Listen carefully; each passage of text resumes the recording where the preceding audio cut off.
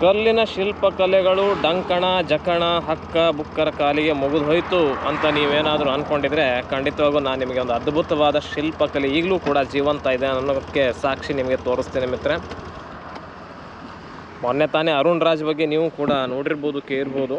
ನರೇಂದ್ರ ಮೋದಿ ಉದ್ಘಾಟನೆ ಮಾಡಿರುವಂಥ ಆದಿಶಂಕರಾಚಾರ್ಯ ಸರ್ಚ್ ಮಾಡಿ ಅರುಣ್ ರಾಜ್ ಮಾಡಿರುವಂಥ ಎಲ್ಲ ಶಿಲ್ಪಕಲೆಗಳನ್ನು ನೀವು ಗೂಗಲಲ್ಲಿ ಸರ್ಚ್ ಮಾಡಿ ನೋಡಲೇಬೇಕು ಮಿತ್ರ.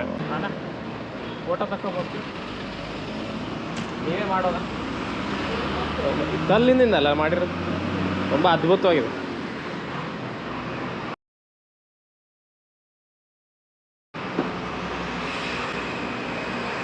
ಅದ ಹೊಂಡಗೆ ಹಾಕ್ಬಿಡು, ಅಲ್ಲಿ ಹೊಂಡಗೆ ಹಾಕು, ನಮ್ದೇ ಜಾಗ, ಯಾರ್ದು ಇಲ್ಲ ಅದು, ಯಾರು ಕೇಳೋರಿಲ್ಲ ನಿಂಗೆ ನೋಡಿ.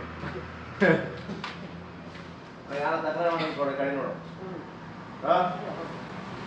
ಇದು ರೇಟ್ ಸೈಜ್ ಮೇಲೆ ಫಿಕ್ಸ್ ಆಗುತ್ತಾ? ಸೈಜ್ ಮೇಲೆ ಫಿಕ್ಸ್.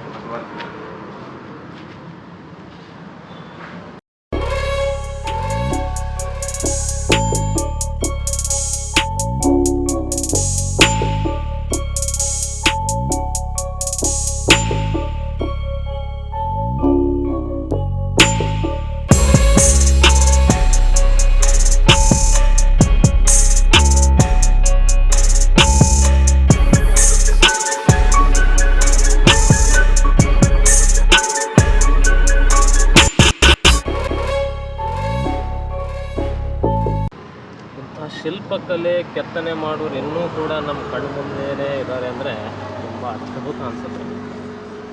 ಫಿನಿಶಿಂಗ್ ನೋಡಿ, ಫಿನಿಶಿಂಗ್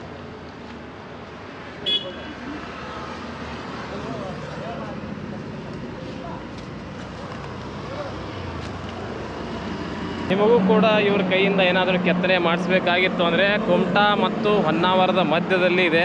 ಈ ಶಾಪಿಗೆ ಬೋರ್ಡ್ ಕೂಡ ಇಲ್ಲ, ನೀವೇ ಹುಡುಕೊಂಡು ಬರಬೇಕಷ್ಟೆ.